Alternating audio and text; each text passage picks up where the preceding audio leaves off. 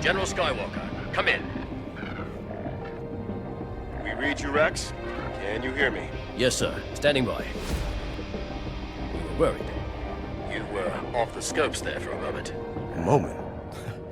We've been gone more than a moment, Rex.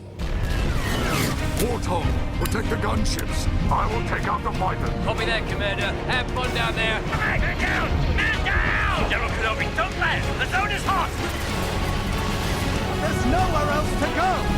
Move it, trooper! Come on, double time!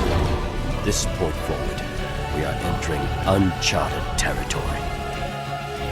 Jedi, I have been waiting for you. I am no Jedi.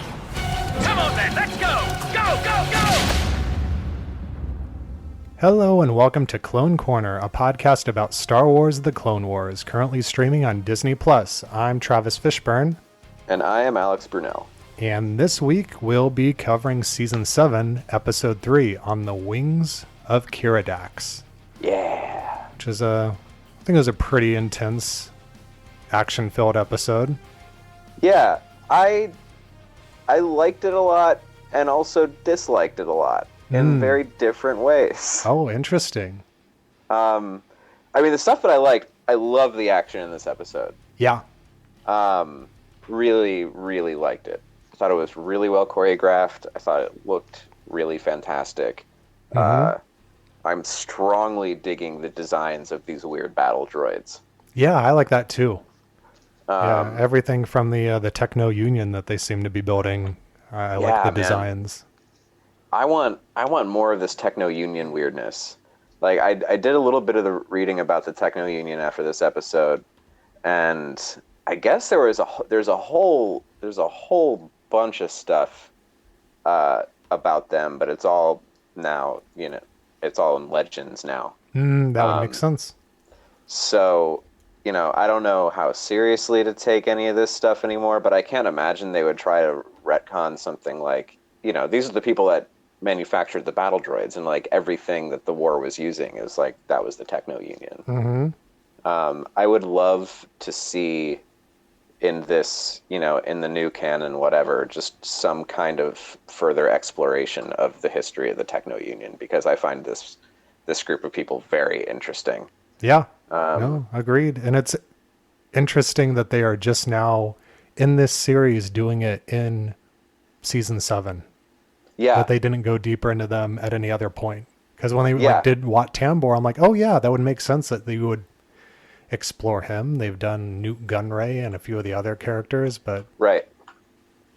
And I was even reading their first appearance was... Well, the first appearance in a film was Attack of the Clones, right? That was when... Right.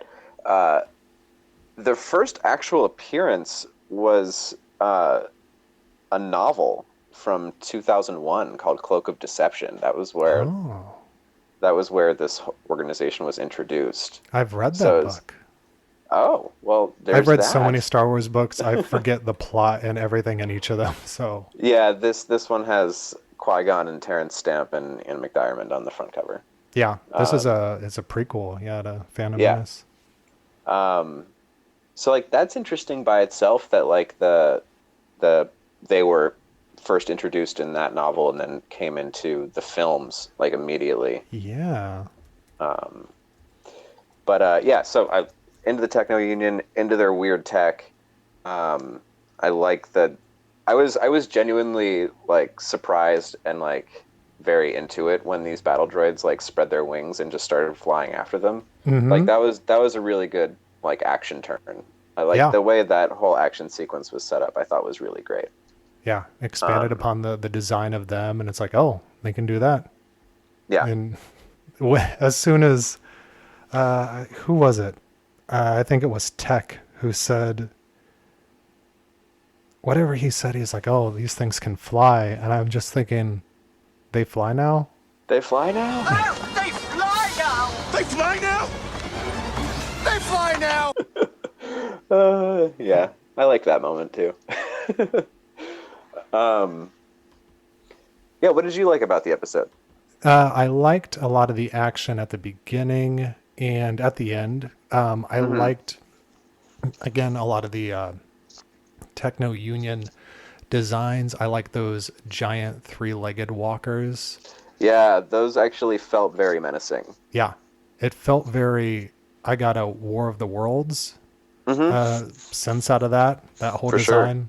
So yeah, yeah, they felt very Cool. threatening, and I like that. Yeah. And I like the action sequence of those being taken down.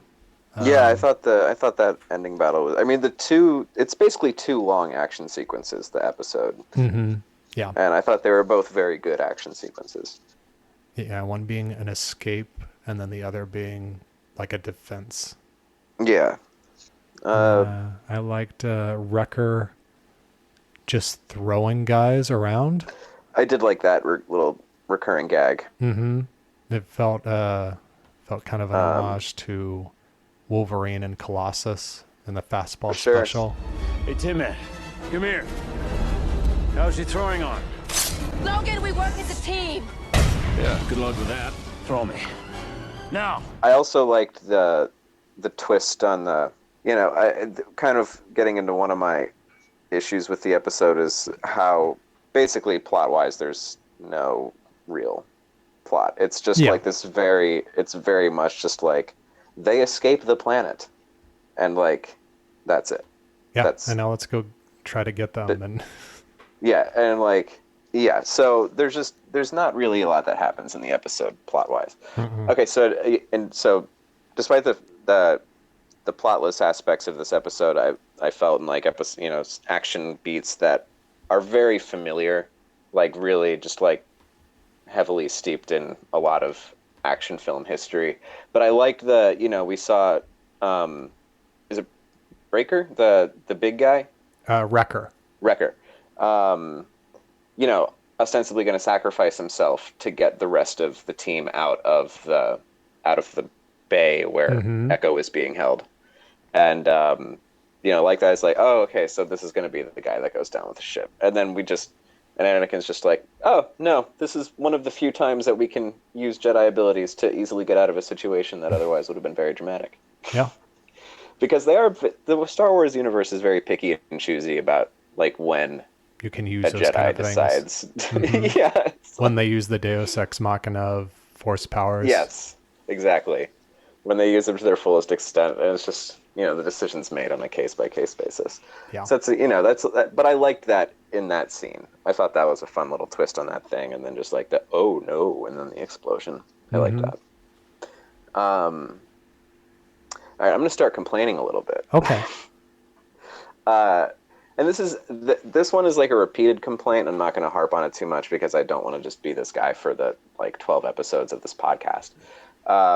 But the dumbness of the battle droids, even though I really like their design, I understand like the idea of like the Techno Union making dumb droids and selling those. Like I get that.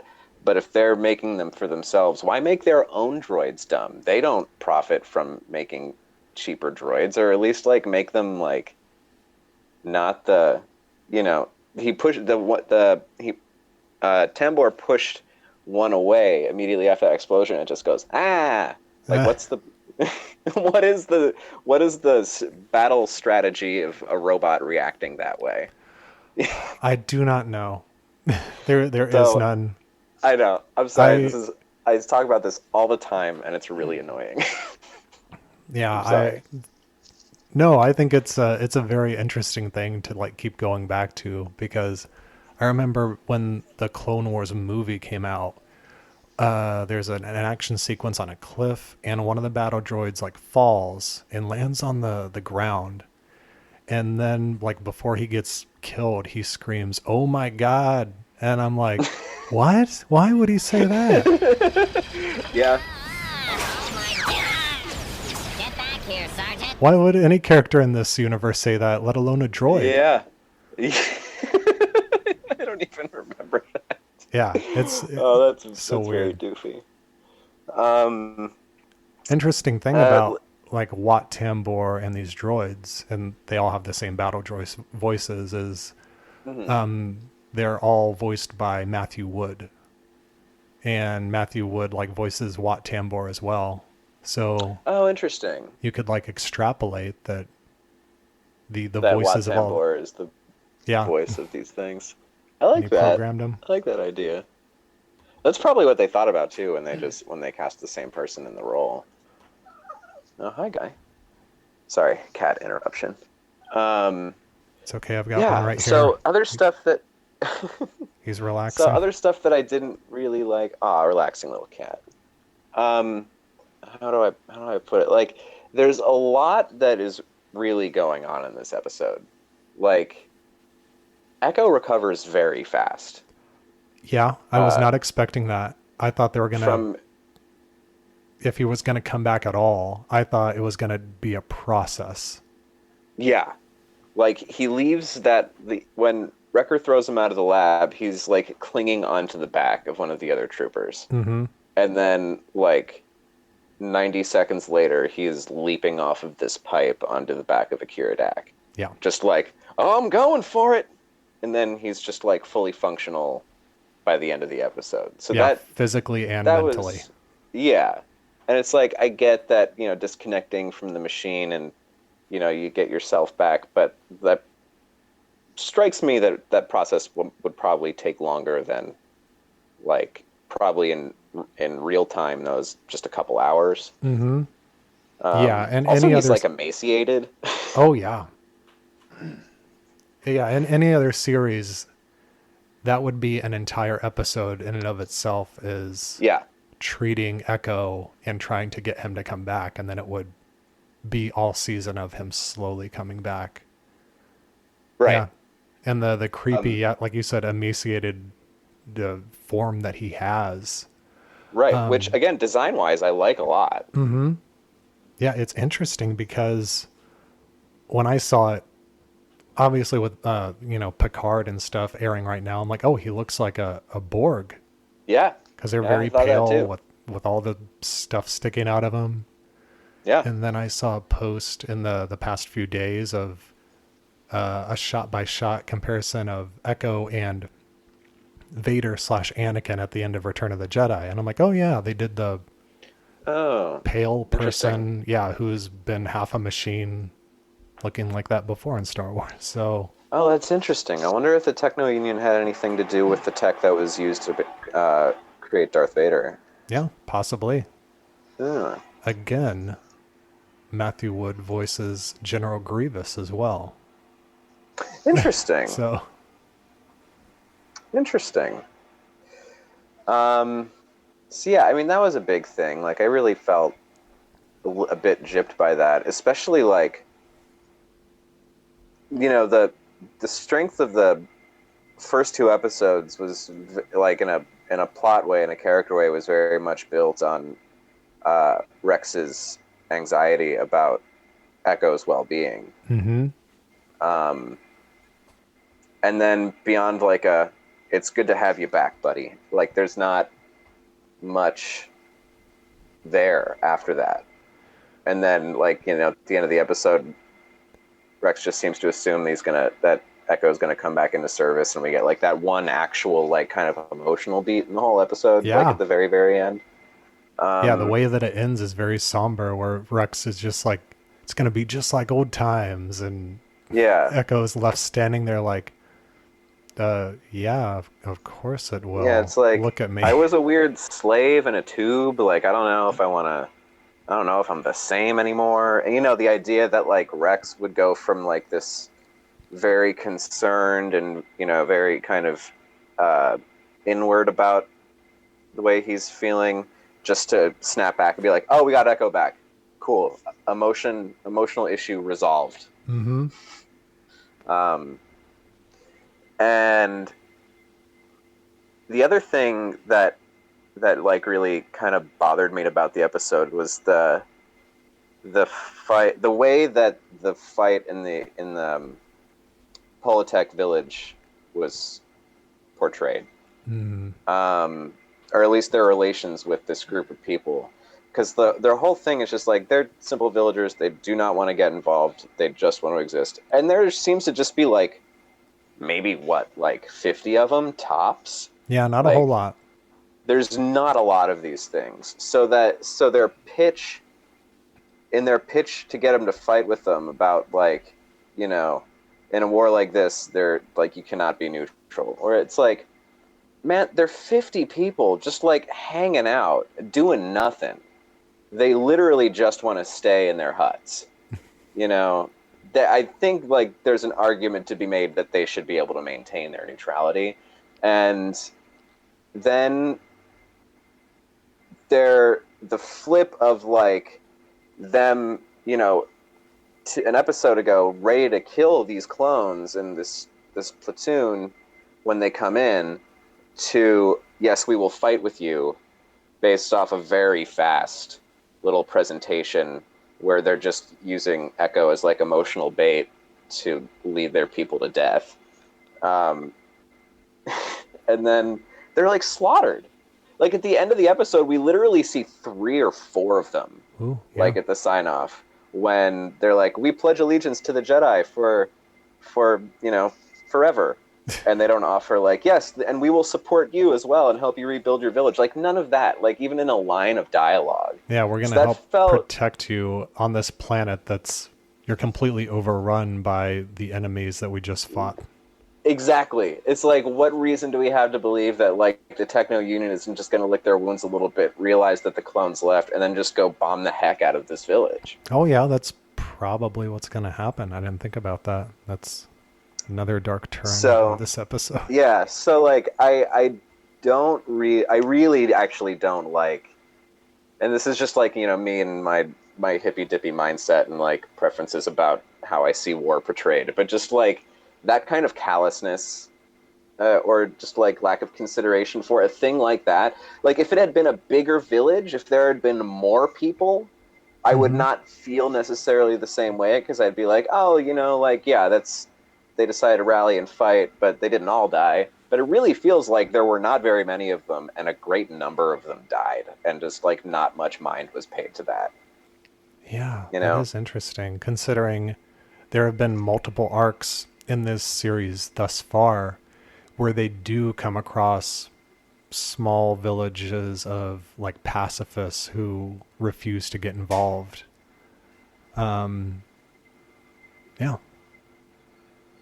Yeah.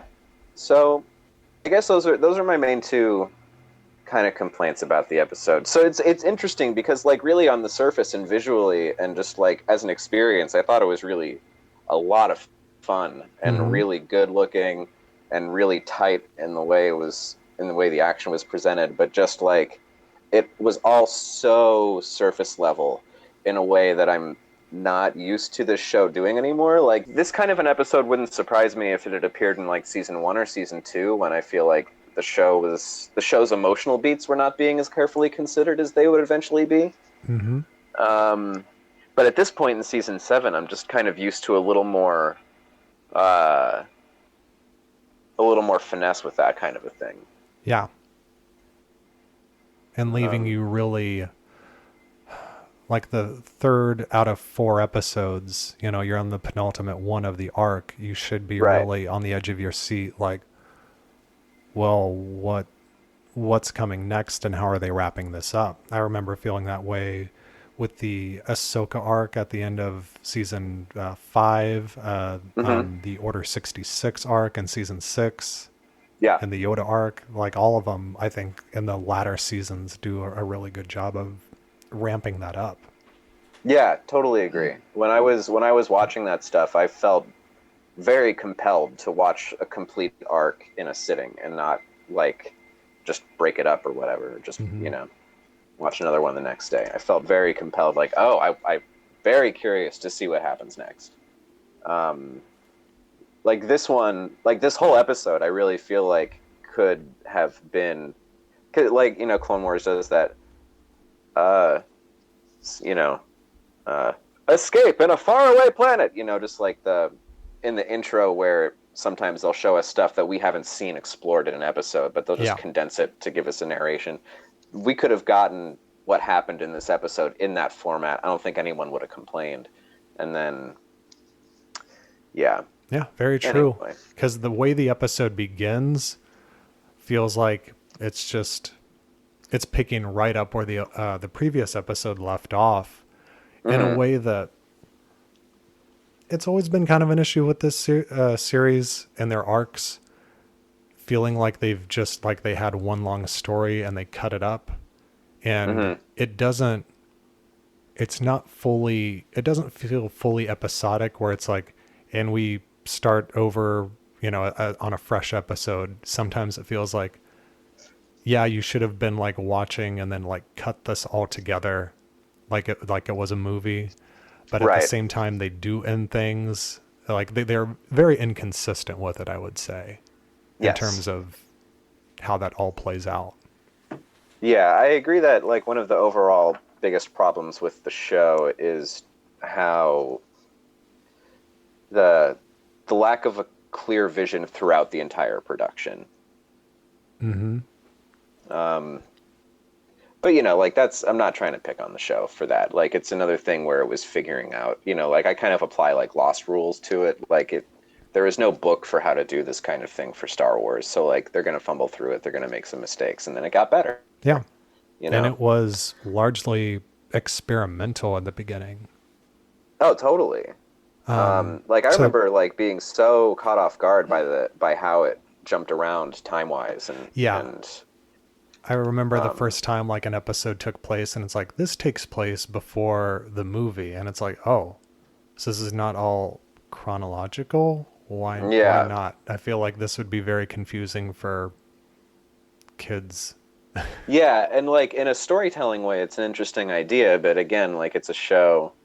I mean, we're 230-something guys. You have a family, you have 2 children. We're talking about a children's show on a podcast, but like but it is, on its surface a show for kids, and for it to present that kind of a really non-linear narrative. But maybe like, they're not even trying to get kids to follow the narrative. They're just trying to show them the explosions, and then next time they watch it, they get the narrative. Yeah. Who knows?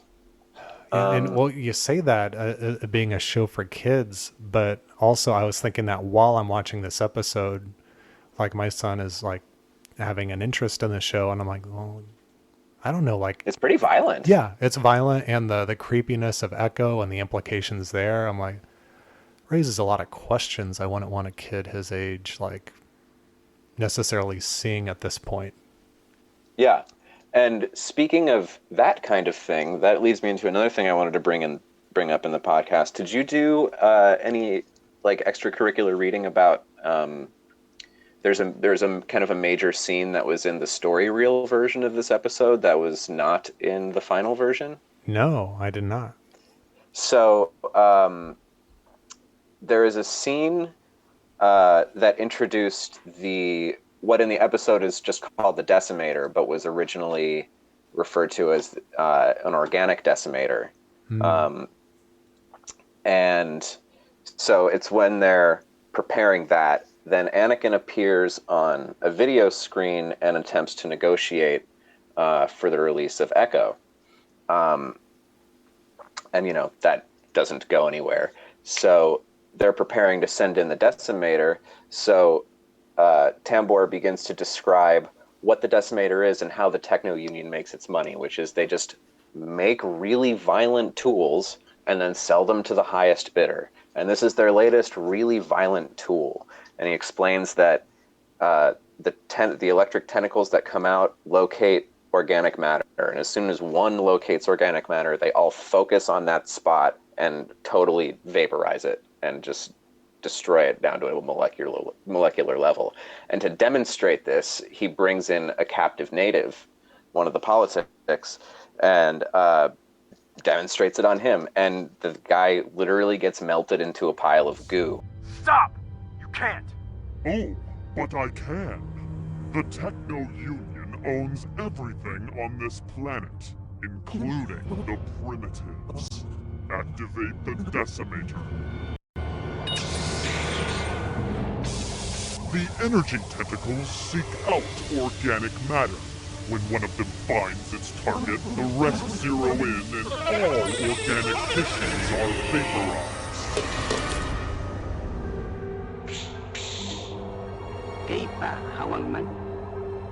You can surrender, Skywalker, or you can be my next test subject. The choice is yours. And in the story reel version, it's not like super graphic because it's very, rudimentary graphics, but it's still like he gets melted into a pile of goo. And the way this episode wound up looking, I can only imagine that would have actually looked fairly gruesome.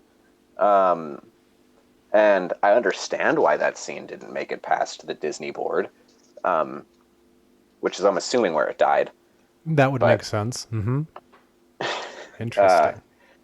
But yeah, like something like that in the episode. I went back and looked up the story reel just to watch that scene. It's an interesting and scary little scene. Wow.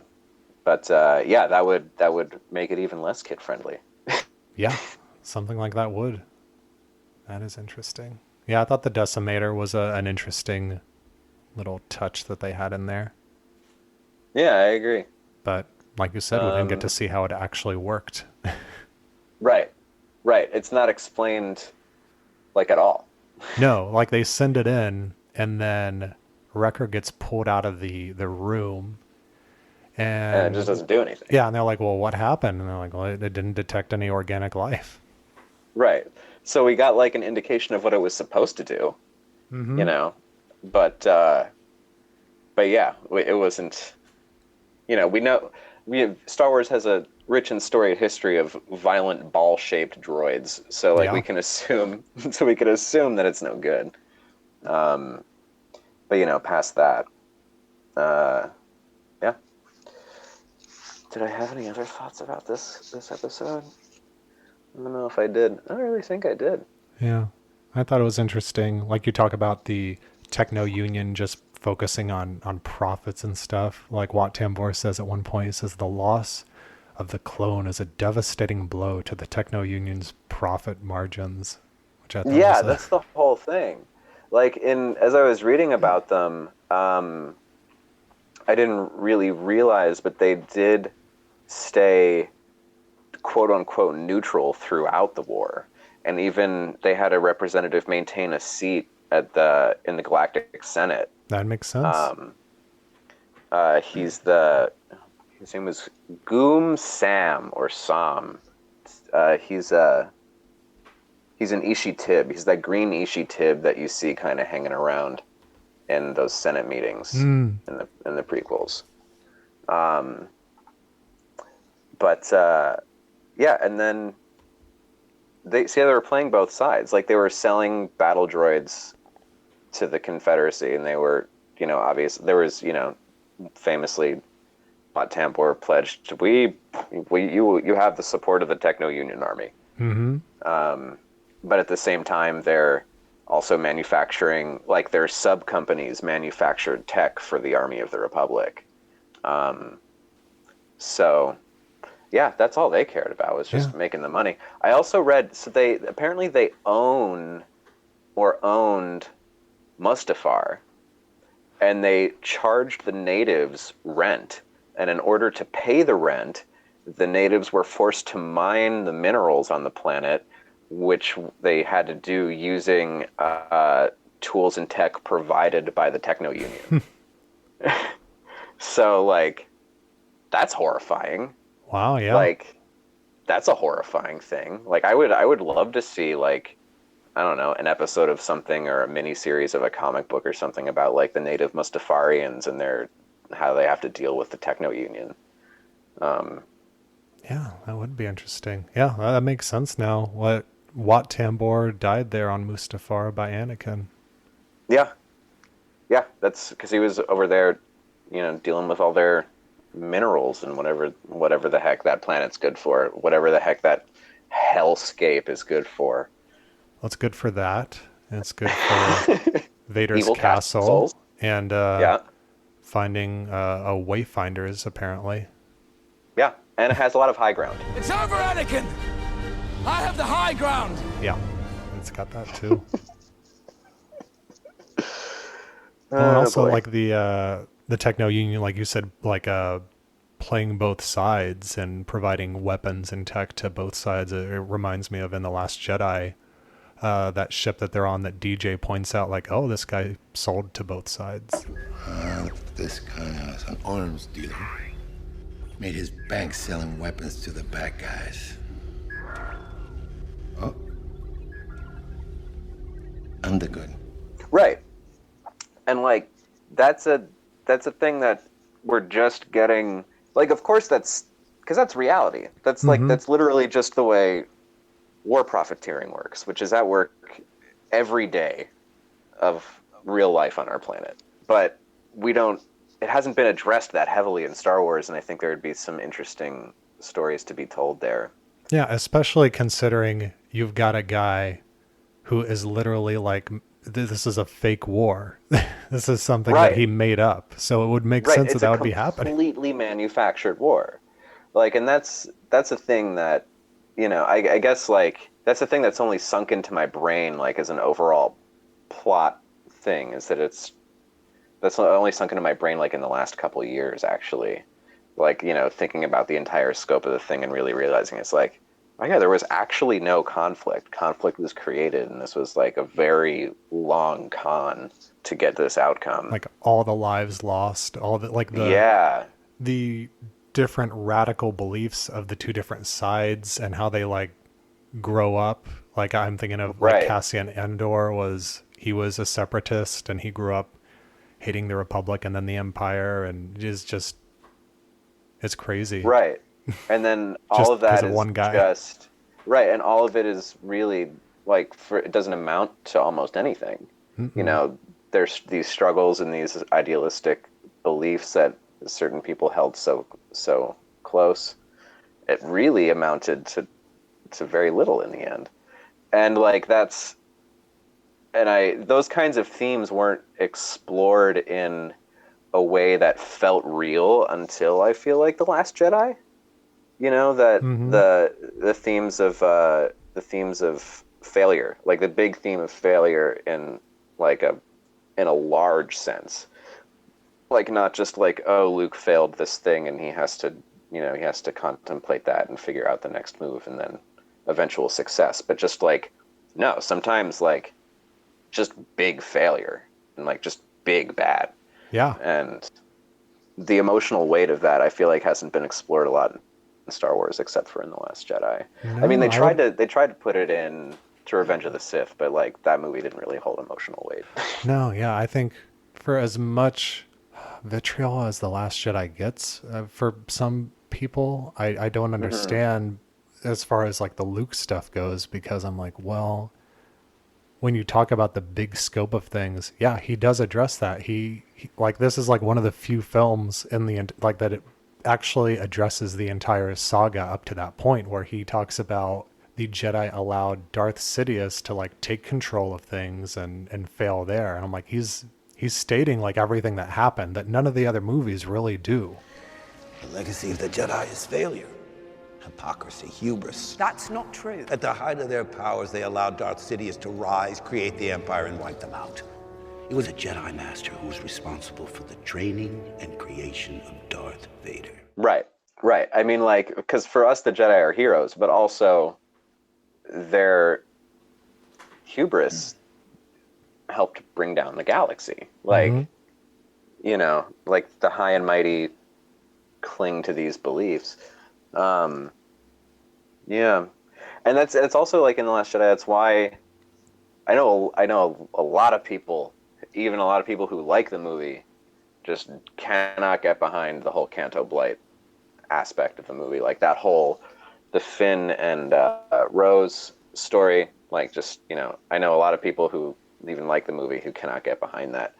I never had a problem with that, because for me it was so part and parcel of this theme of failure and futility that the movie had going on. For the movie to dedicate a large part of its running time to a subplot that actually doesn't further them at all, I think was a real choice. It wasn't like, oh, you didn't make the storyline go anywhere, what's wrong with you? Like, that was a choice that reinforced the theme, I felt, in a really strong way.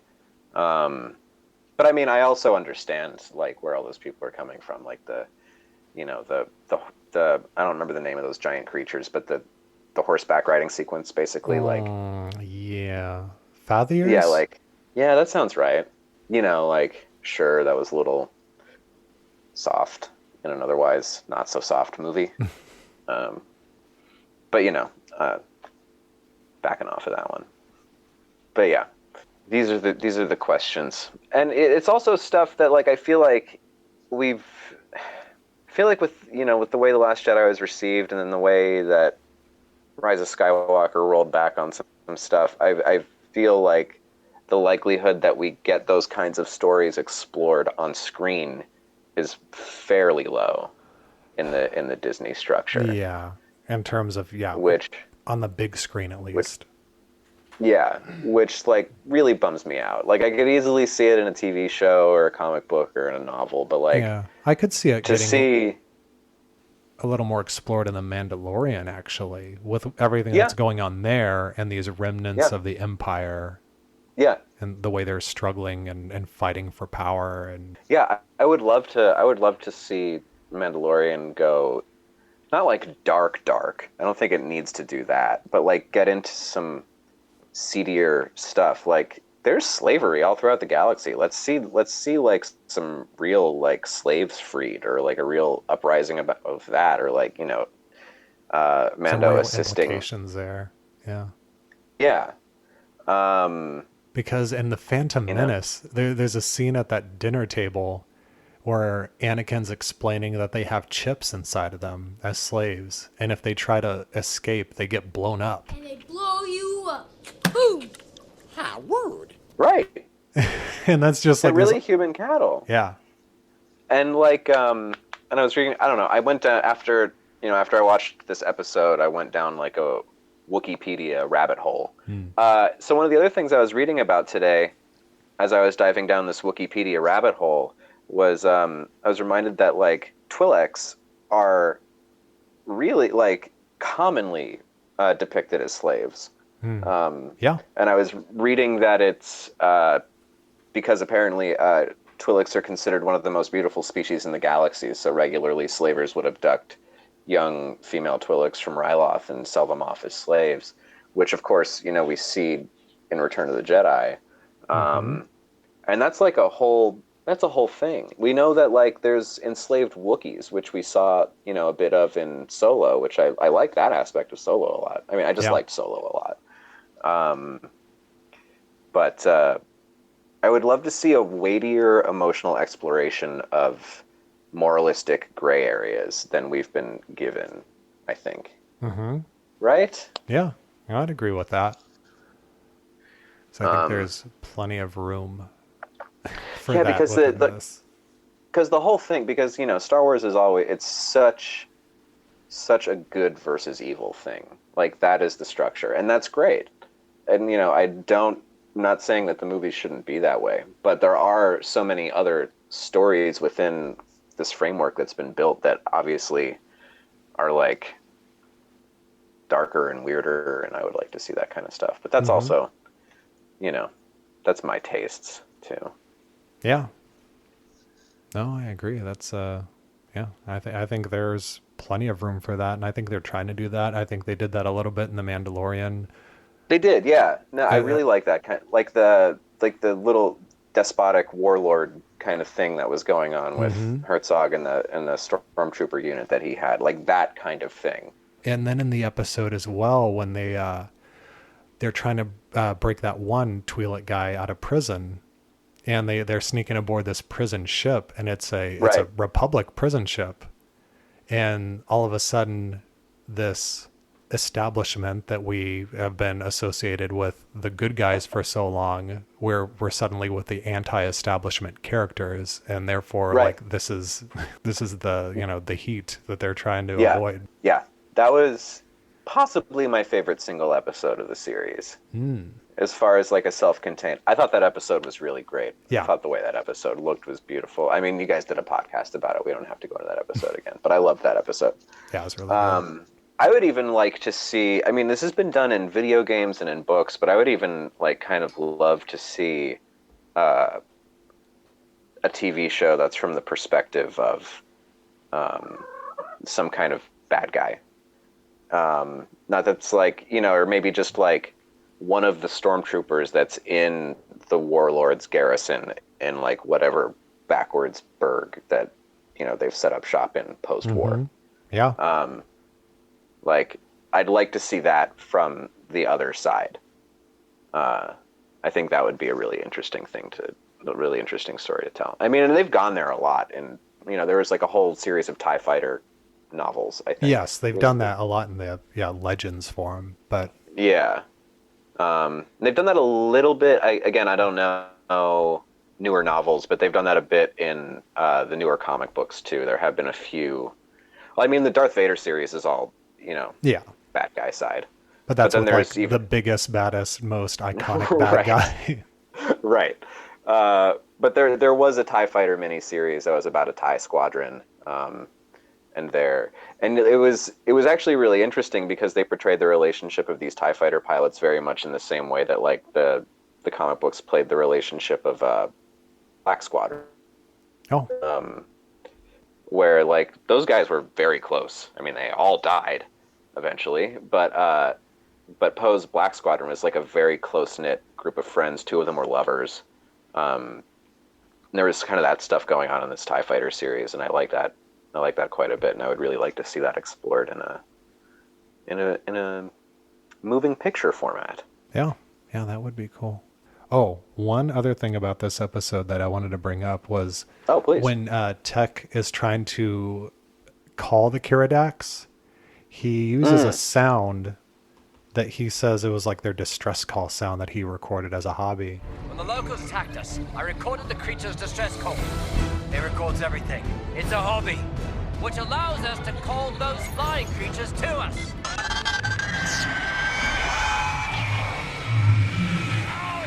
And when he played it, it sounded exactly like the Acklay sound from Attack of the Clones. The Acklay sound. Oh, the big weird crab-like thing that goes after everyone.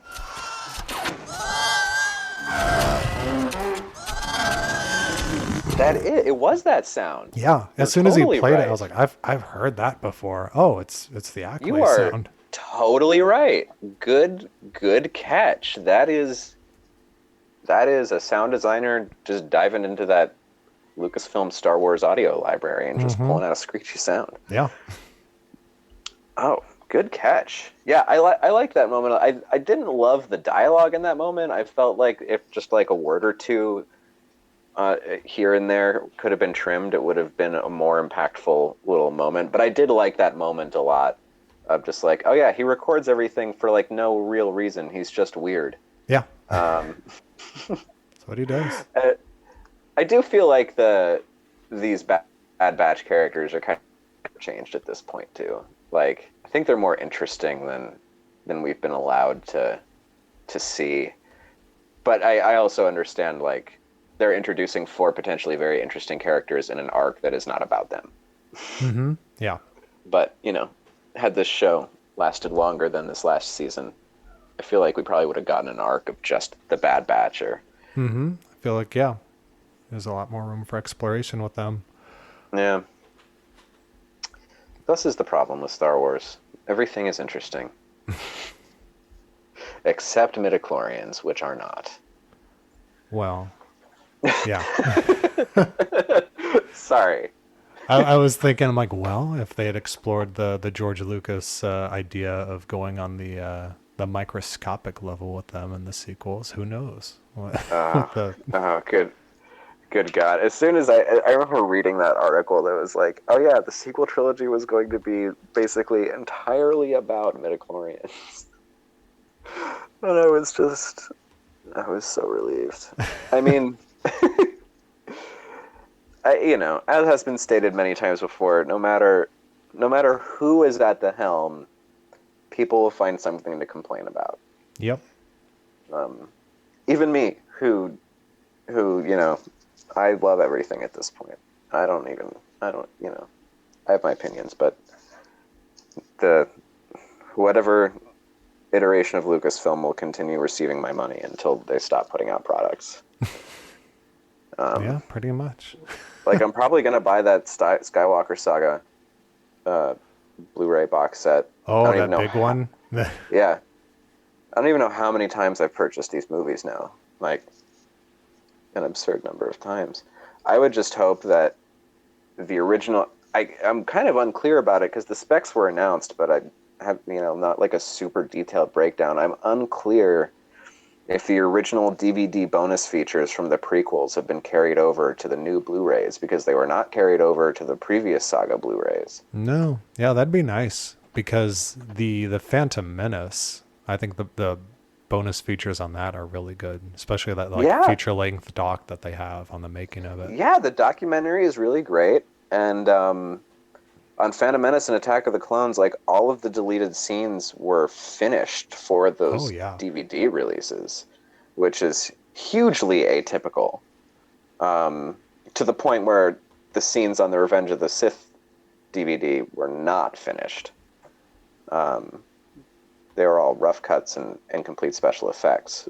But yeah, that stuff I strongly feel should be carried over to Blu-ray. Not just to get those original prequel DVDs off my shelf. with my there was that brief time. It was, I think, 2005, like right after the original trilogy DVDs came out. Mm-hmm. And Lucasfilm put out those flip discs. They did the Ewoks movies, and they did the Droids like some of the Droids cartoons and some of the Ewoks cartoons. We are the friendly spirits from the forest grove. Yeah, those are still on the shelf too. Oh yeah, you got to hold on to those, because how else are you going to get those now? Yeah, why aren't those on Disney Plus? Yeah. Like those aren't hurting anybody's sense of the canon. Like, no. Like the original Clone Wars micro series by Genndy Tartakovsky has yet to be re-released in any official form. And I understand that, because people are going to be like, wait, this is different from the other Clone Wars you're producing. Right. But yeah, those other ones, I don't think people are going to get confused. Yeah, I mean, like, I just don't think anybody really cares about, so, like, any people in the target demographic would care so much about what was actually happening to R2 and 3PO when they're not with our heroes, that they're gonna, like, wag a finger at the Droids TV show. Like, the adults would understand, and the kids would just maybe enjoy goofy, okayly animated adventures of these robots. I liked that Droid series a lot, man. I think it's a really fun cartoon. I think it's fun too. There's some really fun episodes of the Ewoks cartoon as well, but it's a little less great. Yeah, a little harder to get into that one. Yeah, but yeah, I miss that stuff. Yeah, I'd love to see those Ewoks films in high def. At the time, an Ewok adventure was the most expensive TV movie ever made. That, I do not doubt that. And it was the first project that ILM ever did for television. I found a scanned article from an issue of Starlog in 1984 that was like all about the production of the movie, and it was really, actually really interesting. I mean, it's a big, bold, I mean, it's not like a great, amazing story, but it's like a big, bold thing, and it was the first live-action Star Wars thing, aside from the holiday special, that wasn't a movie. Mm-hmm. It wasn't a theatrical movie. Although, to be fair, an Ewok Adventure was a theatrical movie in Europe. Yeah, I've heard that. Anyway, these are my thoughts. How about Star Wars, Travis? So what do we have in store next week for Clone Wars? Next week we've got some unfinished business, which is the title of the episode. Yes, it's unfinished business. Okay. So I think there's going to be some ghosts involved, apparently. Oh, that would be good. I'm done with ghosts. Well, that's what I assume when I hear like unfinished business, like that Casper movie that came out in the 90s. The rule was you came back as a ghost if you had unfinished business. So yeah, unfinished business. Yep. That movie's kind of worth rewatching as an adult. It holds up pretty well. Oh yeah, I've not done that, but might do that. Yeah. And you may have forgotten, there's a really great Dan Aykroyd as Raymond Stantz cameo. Oh, I do remember that. Mm-hmm. Yeah. Which like didn't even strike me as cool as it actually is as a kid. Like this is a major divergence, but just like the Power Rangers movie soundtrack in 1995 was probably my favorite CD from 1995, because It was Power Rangers, which was my favorite thing, Mm-hmm. and it included new songs by Devo and They Might Be Giants, who are my two favorite bands. Oh, wow. And me as an adult, I look at that and I'm like, that's insane. In what universe does that make sense? Me as a 9-year-old, I'm just sitting there like, oh, this makes perfect sense. My three favorite things on one object. All of my interests are right here. Like, that just makes all the sense in the world to a 9-year-old. So, like, as a kid seeing Casper, it's like, oh yeah, the Ghostbusters are here. That makes sense. As an adult, you're like, oh, there's a Ghostbusters cameo in this movie. It has nothing to do with Ghostbusters. So, yeah. Anyway, thank you for listening to my Casper podcast. Oh yeah, we'll do a full Casper commentary track.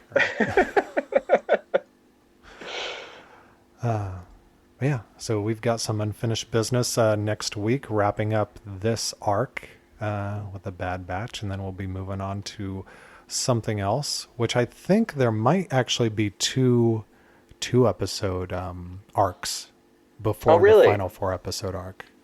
I might be wrong about that, but yeah.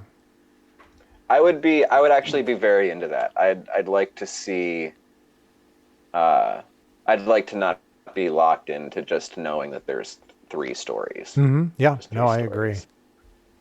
Oh, I see why you kind of think that, because we only know the titles of the next 2 following Unfinished Business. Yeah. There's no episode titles listed past that, from what I'm looking at. Mm-hmm.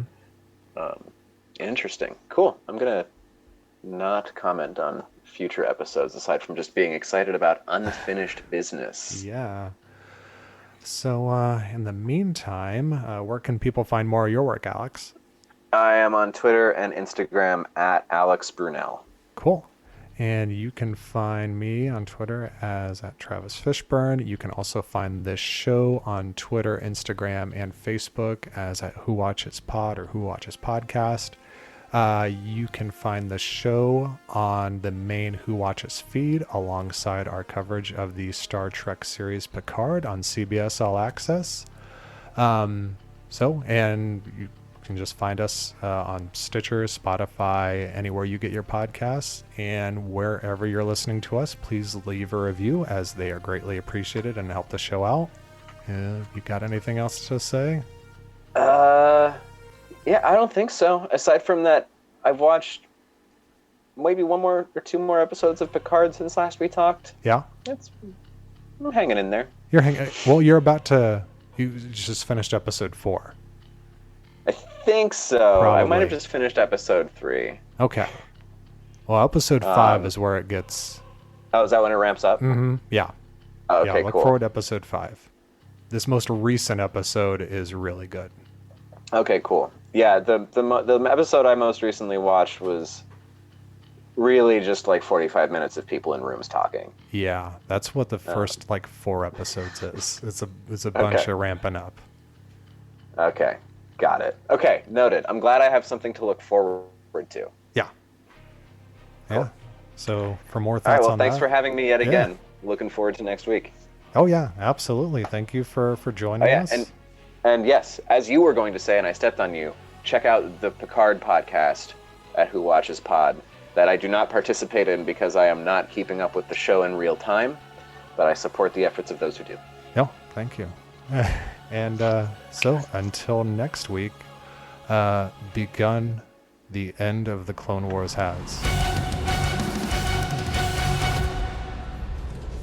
Is that what I think it is? Greetings. I am Unit B1268. My commander has sent me Yeah, to report Clone Wars battle droid. Surprised its battery hasn't run out. You don't see many of these anymore. Oh no. And when you do, there's usually a bunch of them. Alright, you know the drill.